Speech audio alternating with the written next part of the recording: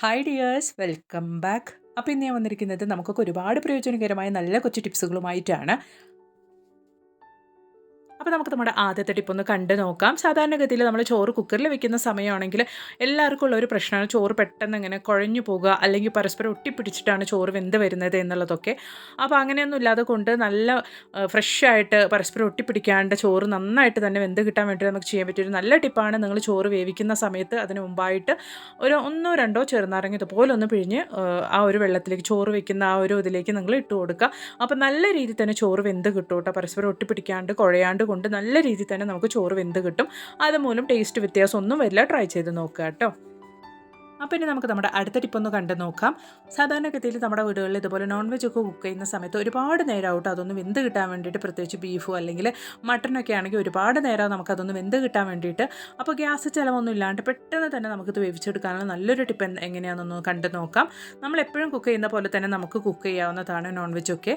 അതിലേക്ക് നമുക്കൊരു ചെറിയ ഇൻഗ്രീഡിയൻറ്റ് മാത്രം ചേർത്ത് കൊടുത്താൽ മതി. നമുക്ക് നല്ല രീതിക്ക് തന്നെ പെട്ടെന്ന് നമുക്ക് നോൺ വെജൊക്കെ കുക്കായി കിട്ടും. അപ്പോൾ ഇതെന്താണെന്നൊന്ന് കണ്ടു നോക്കാം. അതുപോലെ നമുക്ക് നല്ല ടേസ്റ്റ് ഉണ്ടാവും കേട്ടോ. നമ്മുടെ നോൺ വെജൊക്കെ നമുക്ക് ഇനിയും നല്ല ടേസ്റ്റോട് കൂടി തന്നെ നമുക്ക് ഉണ്ടാക്കിയെടുക്കാൻ വേണ്ടിയിട്ട് പറ്റും. അപ്പോൾ ഇതുപോലെ ചെറിയൊരു കഷ്ണം ചിരട്ടയാണ് കേട്ടോ ആ ഒരു നോൺ വെജ് കുക്ക് ചെയ്യുമ്പോൾ നമ്മൾ ഇട്ട് കൊടുക്കാൻ വേണ്ടിയിട്ടുള്ളത്. അങ്ങനെ നമ്മൾ ചെയ്യുന്നത് മൂലം പെട്ടെന്ന് തന്നെ നമുക്ക് നോൺ വെജ് കുക്കായി കിട്ടും. അതുപോലെ തന്നെ നമുക്ക് ഒരുപാട് ടേസ്റ്റും ഉണ്ടാവും. അപ്പോൾ ഈ ഒരു ടിപ്പ് ഉറപ്പായിട്ട് നിങ്ങൾ ട്രൈ ചെയ്ത് നോക്കുക കേട്ടോ. അപ്പോൾ ഇനി നമുക്ക് നമ്മുടെ അടുത്ത ടിപ്പ് ഒന്ന് കണ്ടു നോക്കാം. ഇതുപോലെ ഒരു സ്റ്റീൽ സ്ക്രബ്ബറാണ് ഞാൻ എടുത്തിരിക്കുന്നത്. അതിലേക്ക് ഇതുപോലെ ഒരു സൂചി നൂല് ഇട്ട് കൊടുക്കാൻ വേണ്ടിയിട്ട് സൂചി ഒന്ന് കോർത്തെടുക്കുന്നുണ്ട്. എന്നിട്ട് ഇതുപോലെ ഒരു ബോട്ടിലിൻ്റെ മൂടിയിലേക്ക് ഒരു തുളയിട്ട് കൊടുത്ത് ആ സൂചി ഞാൻ ഇതുപോലെ ഒന്ന് ആക്കി കൊടുക്കുന്നുണ്ട്. നമുക്ക് എന്നിട്ട് ആ ഒരു മേൽഭാഗത്തേക്കായിട്ട് ആ ഒരു നൂല് നല്ല രീതിക്ക് തന്നെ ഒന്ന് കെട്ടി കൊടുക്കാൻ വേണ്ടിയിട്ടാണ് നമ്മൾ ഈ ഒരു സൂചിയും നൂല് ഉപയോഗിച്ചിരിക്കുന്നത്. അപ്പോൾ നല്ല രീതിയിൽ ആ ഒരു ബോട്ടിൽ സ്റ്റീൽ സ്ക്രബ്ബർ ടൈറ്റായിട്ട് ഇരുന്നോളും. ഇത് കയ്യിലൊക്കെ അലർജി ഉള്ളവർക്ക് ഈ ഒരു സ്റ്റീൽ സ്ക്രബ്ബർ ഉപയോഗിച്ച് കഴിഞ്ഞാൽ കൈ അലർജി ആവുന്നവർക്കൊക്കെ വേണ്ടിയിട്ട് നല്ലൊരു ടിപ്പാണ്. അതുപോലെ തന്നെ നമ്മളിങ്ങനെ ചെയ്യുന്നത് കൊണ്ട് തന്നെ നമുക്ക് ഈസി ആയിട്ട് പെട്ടെന്ന് തന്നെ നമ്മുടെ വീടുകളിലുള്ള പാത്രങ്ങളൊക്കെ കഴുകാൻ വേണ്ടിയിട്ട് സാധിക്കും കേട്ടോ. കൈ കൊണ്ട് സ്റ്റീൽ സ്ക്രബ്ബർ തൊടാണ്ട് കൊണ്ട് തന്നെ നമുക്ക് ഈസി ആയിട്ട് നമ്മൾ ചെയ്യുന്ന ഈ ഒരു ടിപ്പ് കൊണ്ട് നമുക്ക് പാത്രങ്ങളൊക്കെ കഴുകിയെടുക്കാൻ വേണ്ടിയിട്ട്, എത്ര പാത്രം ഉണ്ടെങ്കിലും അനായാസമായിട്ട് നമുക്ക് പെട്ടെന്ന് തന്നെ കഴുകിയെടുക്കാൻ വേണ്ടിയിട്ട് സാധിക്കും. അപ്പോൾ ആ ഒരു ബോട്ടിലിൽ നമുക്ക് സ്റ്റീൽ സ്ക്രബ്ബർ നല്ല ടൈറ്റായിട്ട് തന്നെ ഫിക്സ് ആയിട്ട് ഇരിക്കുന്നുണ്ട്, ഇതുപോലെ നമ്മൾ ചെയ്യുന്നത് കൊണ്ട് തന്നെ. അപ്പോൾ നമുക്ക് ഇതുകൊണ്ട് നമ്മുടെ കൗണ്ടർ ടോപ്പിൻ്റെ ആ ഒരു ടൈൽസിൻ്റെയും ഗ്യാപ്പിലുള്ള ആ ഒരു അഴുക്കും കാര്യങ്ങളൊക്കെ നമുക്ക് നല്ല രീതിക്ക് നീക്കം ചെയ്യാൻ വേണ്ടിയിട്ടൊക്കെ നമുക്കിത് ഉപയോഗിക്കാൻ വേണ്ടിയിട്ട് പറ്റും. അപ്പോൾ ഉറപ്പായിട്ട് നിങ്ങൾ ഇതുപോലെ ഒന്ന് തയ്യാറാക്കി നോക്കിയിട്ട് ട്രൈ ചെയ്ത് നോക്കുക കേട്ടോ. അതുപോലെ തന്നെ കൈ തൊടാണ്ട് കൊണ്ട് നമ്മുടെ കിച്ചൺ സിങ്ക്, അതുപോലെ തന്നെ വാഷ് ബേസിനൊക്കെ നമുക്ക് നല്ല നീറ്റായിട്ട് തന്നെ ക്ലീൻ ചെയ്തെടുക്കാൻ വേണ്ടിയിട്ട് സാധിക്കും. അപ്പോൾ ഉറപ്പായിട്ട് നിങ്ങൾ ഈ ഒരു ടിപ്പ് ട്രൈ ചെയ്ത് നോക്കുക കേട്ടോ.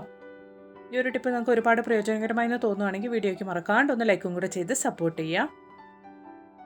അപ്പോൾ ഇനി നമുക്ക് നമ്മുടെ അടുത്ത ടിപ്പ് ഒന്ന് കണ്ടു നോക്കാം. ഇതുപോലെ നമ്മൾ മുരിങ്ങയിലൊക്കെ ക്ലീൻ ചെയ്ത് കഴുകുന്ന സമയത്ത് ശരിക്കും അതിൻ്റെ മുകളിലേക്ക് ആ ഒരു വെള്ളം തട്ടില്ല. അതുകൊണ്ട് തന്നെ നമുക്ക് നല്ല വൃത്തിക്ക് അത് ക്ലീൻ ആയോ എന്നുള്ളൊരു സംശയമായിരിക്കും എപ്പോഴും.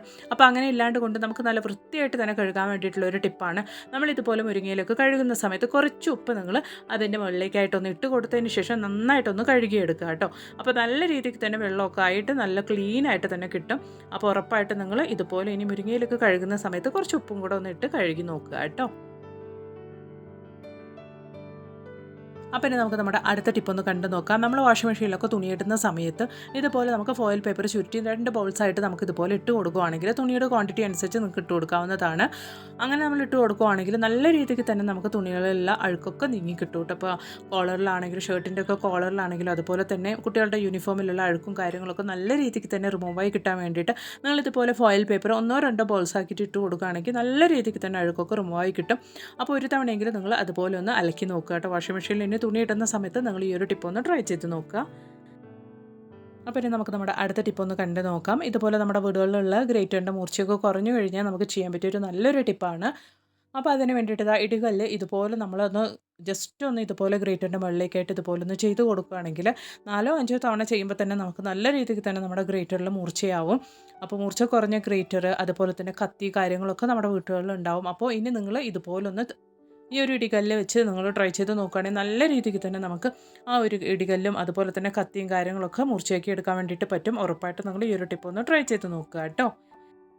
അപ്പോൾ ഇനി നമുക്ക് നമ്മുടെ അടുത്ത ടിപ്പ് ഒന്ന് കണ്ടു നോക്കാം. നമ്മൾ വെറുതെ വലിച്ചെറിയുന്ന ഈ ഓയിൽ കവറിനകത്തോട്ടേക്ക് നമ്മൾ ചപ്പാത്തിക്കൊക്കെ മാവൊക്കെ കുഴച്ച് വെക്കുന്ന സമയത്ത് ഇതുപോലെ നിങ്ങൾ ഇട്ട് വെക്കുവാണെങ്കിൽ ആ ഒരു മാവ് കുഴയ്ക്കുന്ന സമയത്ത് നമ്മൾ ചേർക്കേണ്ട ഓയിലൊന്നും പിന്നീട് നമുക്ക് ചേർത്ത് കൊടുക്കേണ്ട ആവശ്യമില്ല. കാരണം ആ ഒരു ഓയിൽ കവറിനകത്തോട്ട് ഇട്ട് വെക്കുമ്പോൾ തന്നെ അതിലുള്ള ഓയിലൊക്കെ ആ മാവിലേക്ക് ആവും.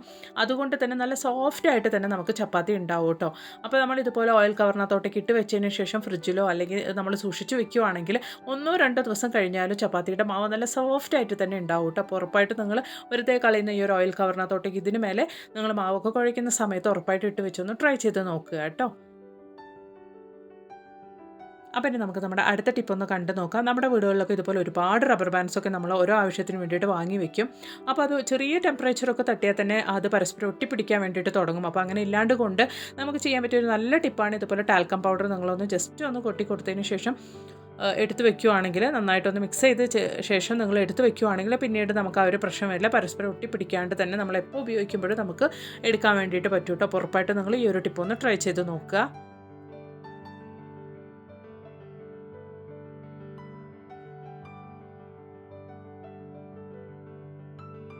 അപ്പോൾ ഇനി നമുക്ക് നമ്മുടെ അടുത്ത ടിപ്പ് ഒന്ന് കണ്ടു നോക്കാം. കോൾഗേറ്റും അതുപോലെ തന്നെ സവോളയും വെച്ചുകൊണ്ട് നമുക്ക് ചെയ്യാൻ പറ്റിയൊരു നല്ലൊരു ടിപ്പാണ്. അപ്പോൾ അതെന്താണെന്നൊന്ന് നമുക്ക് കണ്ടു നോക്കാം.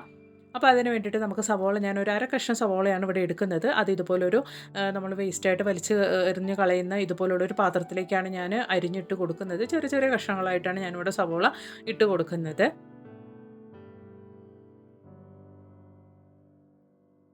അപ്പോൾ സവോളയ്ക്ക് പൊതുവേ ഒരു കഴിവുണ്ട്. നമ്മൾ അരിഞ്ഞൊക്കെ വെച്ച് കഴിഞ്ഞാൽ ചുറ്റുമുള്ള സ്മെല്ലൊക്കെ അത് ഒബ്സർവ് ചെയ്ത് കളയും. അപ്പോൾ അങ്ങനെ ഒരു കഴിവുണ്ട് സവോളയ്ക്ക്. അപ്പോൾ ആ സവോളയൊക്കെ ഞാൻ ഇതുപോലൊന്ന് അരിഞ്ഞെടുത്തിട്ടുണ്ട്. ഇനി നമുക്കിതിലേക്ക് കുറച്ച് കോൾഗേറ്റും കൂടെ ഒന്ന് ചേർത്ത് കൊടുക്കാം. ഈ കോൾഗേറ്റും അതുപോലെ തന്നെ സവോളയും കൂടെ ചേരുമ്പോൾ നല്ലൊരു സ്മെല്ലാണ് കേട്ടോ. അപ്പോൾ അതാ ഞാൻ അരിഞ്ഞു വെച്ചിരിക്കുന്ന ഒരു സവോളയുടെ മുകളിലേക്കായിട്ട് ആ കോൾഗേറ്റ് ഇട്ട് കൊടുക്കുന്നുണ്ട്. എന്നിട്ട് ഞാൻ ഇതുപോലെ ഒന്ന് നന്നായിട്ട് ആ സവോളയും അതുപോലെ തന്നെ കോൾഗേറ്റും ഒന്ന് മിക്സ് ചെയ്ത് കൊടുക്കുന്നുണ്ട്. ഇനി ഞാൻ അതിലേക്ക് ഒഴിച്ചു കൊടുക്കാൻ പോകുന്നത് ചെറിയ ചൂടോട് കൂടിയുള്ള വെള്ളമാണ് കേട്ടോ. അപ്പോഴാണ് നമുക്ക് ആ ഒരു കോൾഗേറ്റ് നല്ല രീതിക്ക് ഒന്ന് മിക്സായി കിട്ടുള്ളൂ. അതിന് വേണ്ടിയിട്ടാണ്.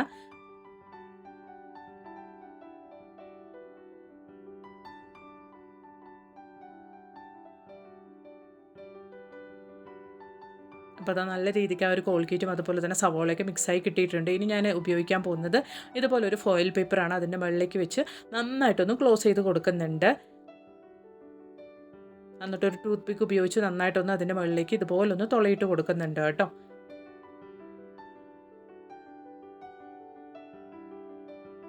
ഇത് നിങ്ങൾക്ക് കിച്ചൺ സിങ്കിൻ്റെ അരികിലാണെങ്കിലും അതുപോലെ തന്നെ ഫ്രിഡ്ജിൻ്റെ താഴെ ഒക്കെ ആയിട്ട് നിങ്ങൾക്ക് ഇത് വെക്കാവുന്നതാണ്. ഇപ്പോൾ നമ്മൾ കിച്ചൻ്റെ സിങ്കിൻ്റെ അടിയിലൊക്കെ ചിലപ്പോൾ ബാഡ് സ്മെല്ല് വരാനുള്ള ചാൻസ് ഉണ്ട് പൈപ്പിൻ്റെ ഒരു ഭാഗത്തേക്കൊക്കെ ആയിട്ട്.